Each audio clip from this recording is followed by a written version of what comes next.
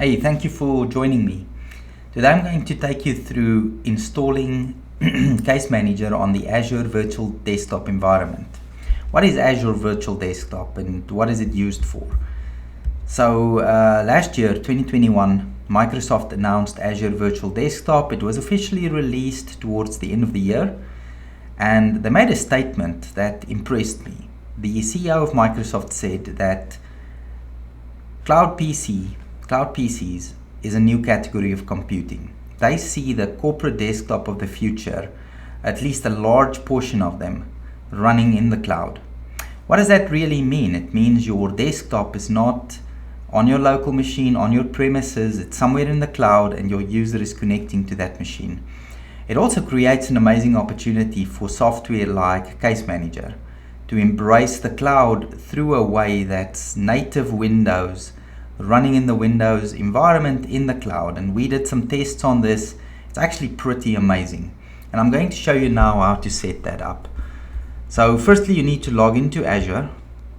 Once you're in your Azure environment, you need to create a resource group. Resource group is just like a collection of resources. It's linked to a billing account or your billing subscription, which keeps everything nicely together and makes billing pretty easy. Let's just make it one, and I'm going to deploy this one to South Africa. So we're actually planning to run our local offices in South Africa on Azure Virtual Desktop, so this is hopefully going to be that deployment if it all works. And I see that other one was just created. It still picks it up. I'm going to call this Virt-SA1. So you can create tags. It's advised that whatever tagging solution you have, you use that. Then that's it. I have a resource group. I'm now going to create a few resources in this resource group. The first one you need to create is the virtual network.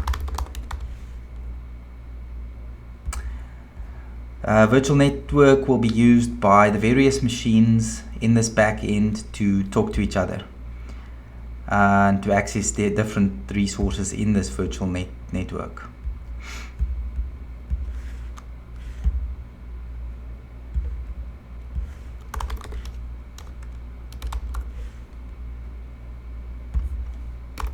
I'm going to use the same name for all of my different resources. Again, I'm putting this in that same region, reviewing. I'm not going to customize it at all. I'm just using the default setup. You can see the setup over there, address space and the subnet.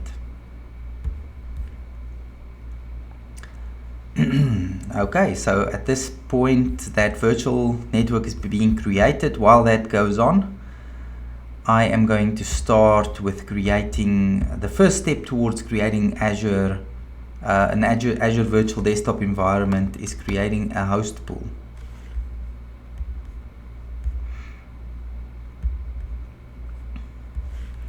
So host pool is a resource that runs and controls the virtual desktop environment, specifically session hosts, workspaces, and application groups, which we'll cover now. Creating a host pool is pretty simple. It's like a wizard. You just step through it and it's going to ask you all the different questions that you need. Unfortunately, the host pool is not available in South Africa at this point. I'm going to make it the central US where I'm located.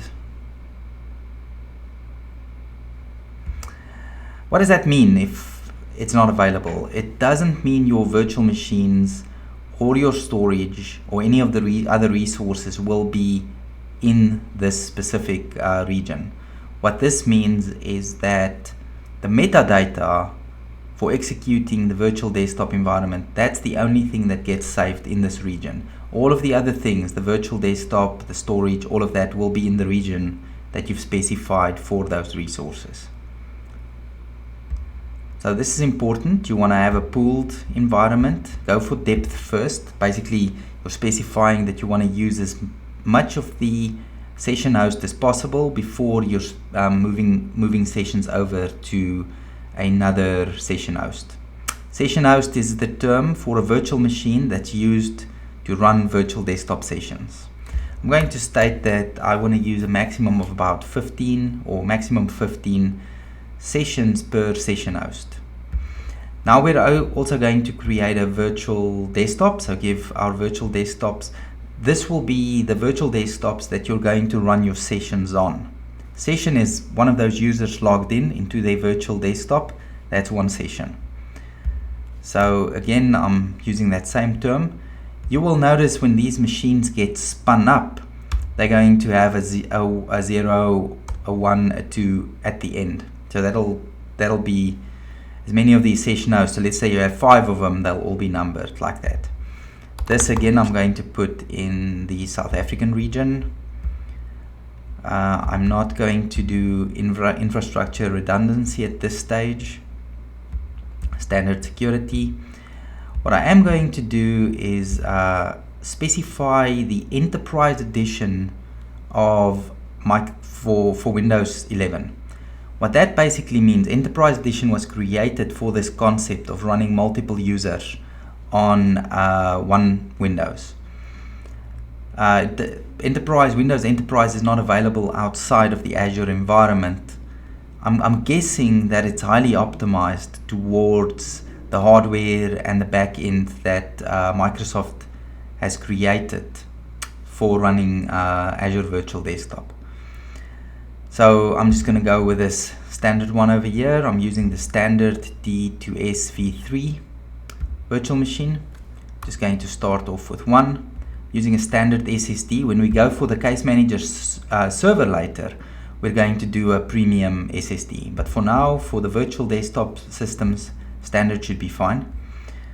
I'm going to select my virtual network. That's the one we created earlier. There's only one subnet. I'm just going for basic network security. And at this point, I am going to open up one RDP port just in case. And we're going to use Azure. You can connect this to an Active Directory as well. I'm going to use Azure Active Directory security.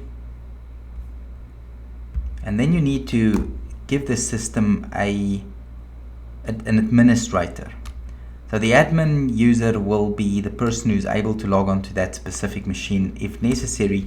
But what you'll see later on is we're going to use the Azure security to control the users logging onto these virtual desktops. So you won't have to create local users on this machine. It's only this one admin account that you will use.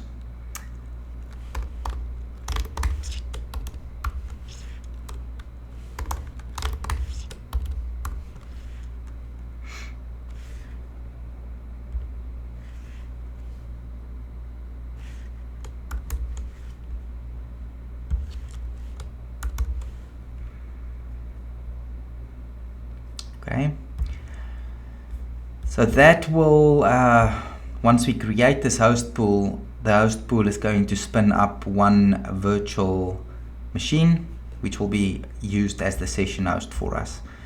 Now we are going to do the workspace, and we're going to create application group.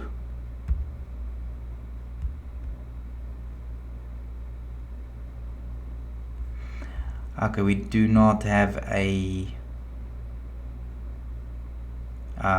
workspace yet, so let's just create one. I'm going to call it exactly the same.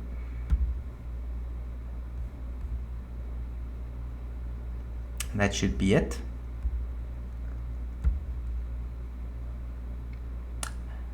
Not going to enable that, and again I'm not going to register any tags.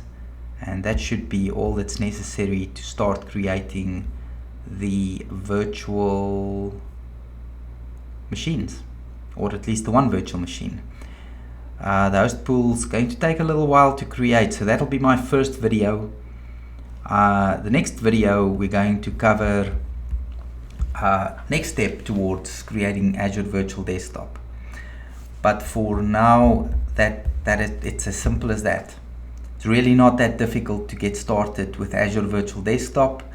There are a few hidden things that we had to figure out, and I'm going to talk you through that over the next few videos. Thank you. Thanks for joining me.